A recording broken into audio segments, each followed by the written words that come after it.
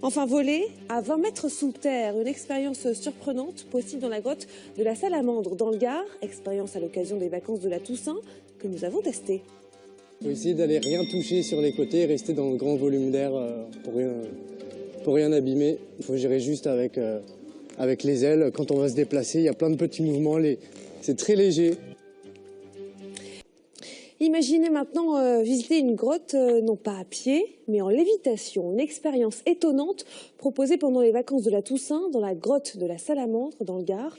Soyez donc prêts à voler avec Tiffaine Honoré et Juliette Morche. Certains préfèrent arpenter la grotte comme les spéléologues, d'autres simplement à pied. Mais tous ont la même réaction en découvrant au détour d'un tunnel la grande cavité sculptée par le temps.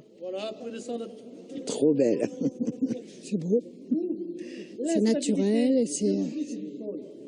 on voit qu'aussi la terre elle vit. Mais le clou du spectacle se cache derrière une stalactite. Comme un grand papillon sorti d'un roman de Jules Verne, l'aéroplume survole les concrétions à 20 mètres sous terre. Ça prouve qu'il y a tous les éléments de l'air, de la terre, du ciel. Et ça, c'est magnifique. Ça me plairait d'en faire, ça oui.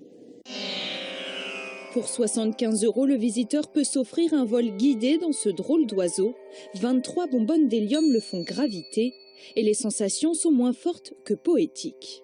C'était comme magique, oui, c'est comme je vole dans un rêve en fait. Pour piloter ce ballon dans un tel décor, il faut tout de même être un peu acrobate.